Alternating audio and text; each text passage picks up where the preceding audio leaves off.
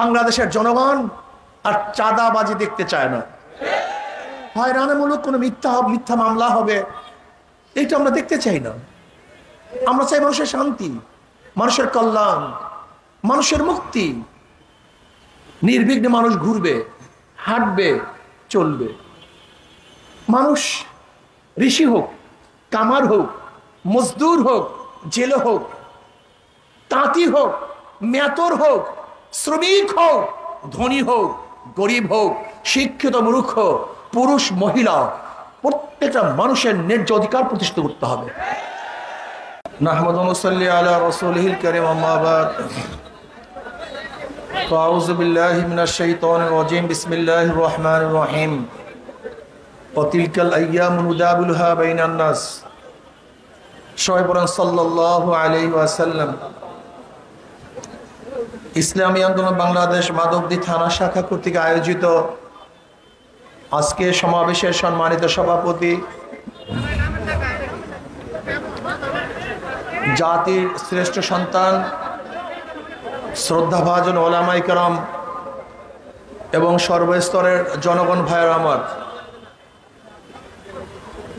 আল্লাহ পাকের শুকর যে মাওলায়ে কারীম আপনাকে আমাকে চতুর্থবার স্বাধীনতার স্বাদ গ্রহণ করার তৌফিক দান করছেন।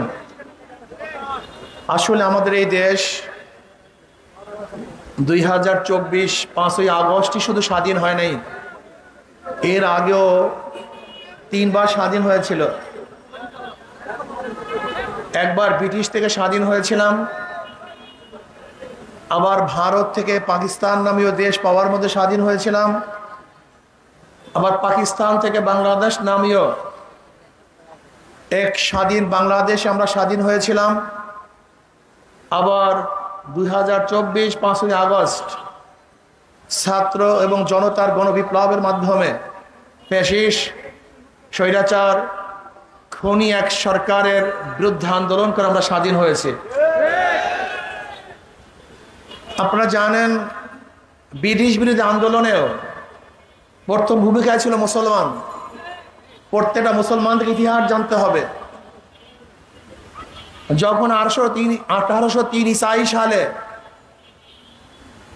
দিল্লি শাসক জাফরের থেকে ব্রিটিশরা দিল্লি দখল করেছিল, তখনই শাহ ওলিউল্লাহ মুহাদ্দিস দেহলভী রহমাতুল্লাহ আলাইহির বড় সাহেবজাদা ঘোষণা দিয়েছিলেন, আজকের থেকে পাক ভারত উপমহাদেশ দারুল হরব, এদের বিরুদ্ধে আন্দোলন করা প্রত্যেকটা মুসলমানদের জন্য ফরজ আইন। সেই 1803 ঈসাই সালে ব্রিটিশদের বিরুদ্ধে আন্দোলনের সূচনা হয়েছিল। আমরা স্বাধীন হয়েছিলাম ব্রিটিশ থেকে। এরপর পাকিস্তান নামীয় এক দেশের জন্য মুসলমান আন্দোলন করেছিল। মুসলমানদের ভূমিকা ছিল। মুসলমানদের আন্দোলনের কারণেই ভারত থেকে ভাগ হয়ে পাকিস্তান নামী একটা দেশ আমরা পেয়েছিলাম। এরপরে আসুন, ভেবেছিলাম পাকিস্তানে শান্তি পাবো, বৈষম্য থাকবে না। পশ্চিমারা আবার যখন পশ্চিমারা যখন পূর্ব পাকিস্তানের বিরুদ্ধে বৈষম্য শুরু করেছে, আমরা আবার আন্দোলন করেছিলাম, সংগ্রাম করেছিলাম। এরপরে আমরা স্বাধীন হয়েছিলাম। আবারও শেখ হাসিনা সরকার যখন জুলুম, অত্যাচার, অবিচার, খুন, গুম, দুর্নীতি, অপহরণ, বিভিন্ন ধরনের জুলুম অত্যাচার জাতির উপরে চাপিয়ে দেওয়া শুরু করেছে, এদেশে মানুষ আবারও আন্দোলন করেছে, সংগ্রাম করেছে। সেই 5ই আগস্ট আমরা আবারও স্বাধীন হলাম। কিসের জন্য, কি কারণে মানুষ রক্ত দিয়েছে? 71-এ কেন আন্দোলন করেছে? সেই 71-এর আন্দোলনের ভূমিকায় ছিল সাম্য, মানবিক মর্যাদা, সামাজিক ন্যায় বিচার, সাম্য, সবাই সমান, বাংলাদেশের নাগরিক সবার অধিকার সমান, মানবিক মর্যাদা, আশরাফুল মাখলুকাত এই বনি আদমকে শ্রদ্ধা করতে হবে, সম্মান দিতে হবে, তাদেরকে আদর স্নেহ করতে হবে। মানবিক মর্যাদা দিতে হবে, ন্যায় বিচার প্রতিষ্ঠিত করতে হবে। যখন বৈষম্য শুরু হয়ে গেল, আবারও মানুষ বৈষম্য বিরোধী আন্দোলনে ঝাঁপিয়ে পড়েছে, রক্ত দিয়েছে, জীবন দিয়েছে, যেন এদেশ দুর্নীতি মুক্ত হয়, এদেশ চাঁদা মুক্ত হয়, এদেশ ডাকাতি মুক্ত হয়, এদেশ মিথ্যা মামলা মুক্ত হয়, এদেশের প্রত্যেকটা মানুষ অধিকার ফিরে পায়। কিন্তু আমরা কি দেখলাম? 5ই আগস্টের পরে যেই কারণে মানুষ জীবন দিয়েছে, রক্ত দিয়েছে, সেই জুলুম অত্যাচার আবারও শুরু হয়ে গেছে। সেই অত্যাচার আবারও শুরু। জ্বালাও পোড়াও, দখলদারি, চাঁদাবাজি, মিথ্যা মামলা। না, বাংলাদেশের জনগণ আর চাঁদাবাজি দেখতে চায় না। হয়রানিমূলক কোনো মিথ্যা মামলা হবে, এটা আমরা দেখতে চাই না। আমরা চাই মানুষের শান্তি, মানুষের কল্যাণ, মানুষের মুক্তি। নির্বিঘ্নে মানুষ ঘুরবে, হাঁটবে, চলবে। মানুষ ঋষি হোক, কামার হোক, মজদুর হোক, জেলে হোক, তাঁতি হোক, মেতর হোক, শ্রমিক হোক, ধনী হোক, গরিব হোক, শিক্ষিত মূর্খ, পুরুষ মহিলা, প্রত্যেকটা মানুষের ন্যায্য অধিকার প্রতিষ্ঠিত করতে হবে। আমরা চাই না মুসির সাথে খারাপ আচরণ, আমরা চাই না ঋষির সাথে খারাপ আচরণ, আমরা চাই না কুলির সাথে খারাপ আচরণ। আশরাফুল মাখলুকাত সেও মানুষ, রিক্সাওয়ালা, সে হালাল রুজি কামাই করে। একজন রিক্সাওয়ালা, ঠেলাওয়ালা, ওই সমস্ত চোর এবং ডাকাতদের চেয়ে হাজারো ভালো যারা এদেশে টাকা পাচার করেছে। এদেশে হাজারো ভালো ওরা, কোটি গুণ ভালো ওরা। যারা ব্যাংক লুটপাট করেছে, এদের চেয়ে হাজার গুণ ভালো আমার দেশের শ্রমিকরা। যারা মানুষের বুকের মধ্যে গুলিবিদ্ধ করেছে, তাদের চেয়ে হাজার গুণ ভালো আমাদের মেতরেরা। যারা মানুষের জুলুম অত্যাচার করেছে, এদেশে হাজার গুণ ভালো আমার শ্রমিকরা। আমরা চাই আশরাফুল মাখলুকাত প্রত্যেকটা মানুষকে শ্রদ্ধা করতে হবে, সম্মান দেখাতে হবে, তাদের অধিকারকে ফিরিয়ে দিতে হবে। আর আমি বিশ্বাস করি ইসলামী আইন বাস্তবায়নের আগ পর্যন্ত কোনোদিন অধিকার ফিরিয়ে দেওয়া সম্ভব না।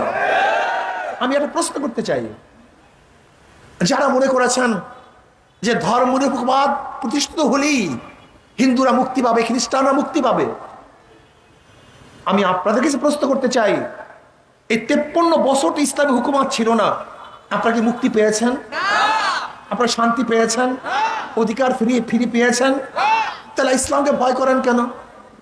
আপনারা কি দেখেছেন 5ই আগস্টের পরে সর্বপ্রথম ধর্মীয় প্রতিষ্ঠানগুলিকে হেফাজত করার জন্য ইসলামী আন্দোলনের লোকজন ঝাঁপিয়ে পড়েছিল। ছাত্র আন্দোলনের লোক, যুব আন্দোলনের লোক, মুজাহিদ কমিটির লোক, যে যেখানে ছিল তারা ঝাঁপিয়ে পড়েছে। এখন প্রশ্ন করতে পারেন, মসজিদ পাহারা দেওয়ার প্রয়োজন হয় না, মন্দির পাহারা দেওয়ার প্রয়োজন হবে কেন? আসলে মসজিদ নিয়ে কেউ রাজনীতি করে না, কিন্তু মন্দির নিয়ে হাজারো মানুষ রাজনীতি করে। মনে রাখতে হবে,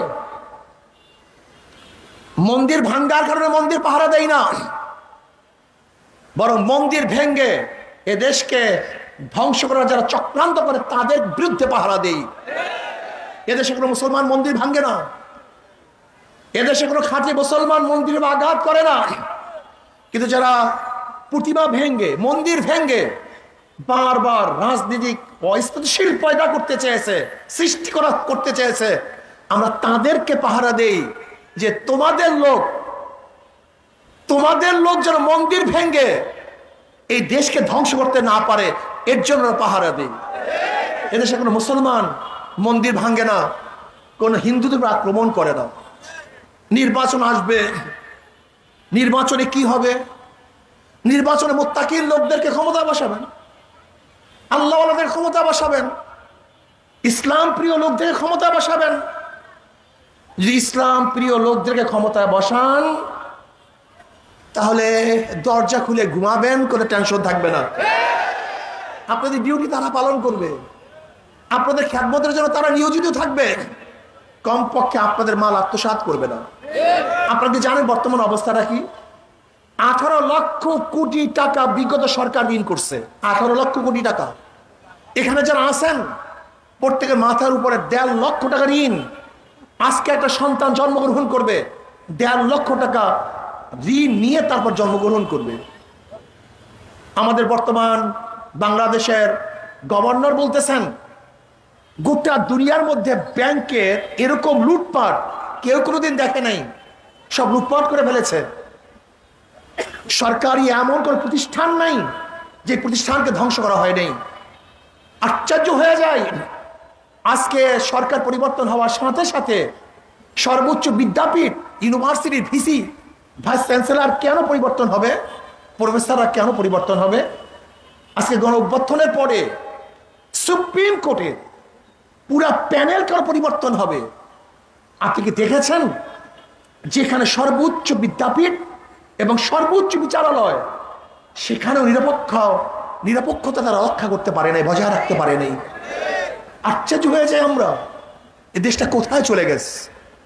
আসুন আমরা সম্মিলিতভাবে ঐক্যবদ্ধ হয়ে আমরা আগামী সরকার করব ইসলামী সরকার, আগামী রাষ্ট্র করব ইসলামী রাষ্ট্র, যেখানে থাকবে না কোনো ভেদাভেদ, যেখানে মুসলিম, হিন্দু, বৌদ্ধ, খ্রিস্টান, ঋষি, চামার, কুলি, মজদুর ঐক্যবদ্ধ হয়ে প্রত্যেকের ন্যায্য অধিকার প্রতিষ্ঠিত করব। এরকম একটা দেশ আমরা চাই। খাস করে আহলে হক ওলামায়ে কেরামকে বলবো, আহলে দেওবন্দের অনুসরণ করুন। আহলে দেওবন্দ কোন অবস্থাতেই কোন স্বার্থের কারণে, ক্ষমতার কারণে তারা নীতি এবং আসল আদর্শকে বিসর্জন দেয় নাই। আজকে আমাদের মধ্যে আমরা কি দেখতেছি? আমাদের আকাবেরদের পথকে ভুলে গিয়ে নতুন ভাবে কিছু ভাইয়েরা যে তামসা চক্র শুরু করছেন, এটা আমাদের আহলে দেওবন্দের আকীদা এবং আখলাকের সাথে মিশে না। কাজে আসুন আহলে হক আমরা যারা আছি সব ঐক্য হয়ে যায়, এই দেশকে যারা গড়তে চাই তারা সব ঐক্য হয়ে যায় এবং আগামী রাষ্ট্রের ক্ষমতা ইসলামকে নিতে চাই। যদি আগামী রাষ্ট্রের ক্ষমতা ইসলাম যায় তাহলে আমাদেরকে আর অবৈধ রক্ত দিতে হবে না, অবৈধ পেশানি উঠাতে হবে না, আমাদের অবৈধভাবে জেলে যেতে হবে না, অবৈধভাবে খুন হতে হবে না। কাজে আসুন আমরা সবাই সম্মিলিতভাবে ইসলাম হুকুমাত কায়েম করি, বৈষম্য দূর করি, সবাই এক হয়ে যায়, দেশের কল্যাণে সবাই কাজ করি। আল্লাহ আমাকে এবং আমাদের সবাইকে ইসলামের পক্ষে, দেশের পক্ষে, মানবতার পক্ষে কাজ করার তৌফিক দান করেন।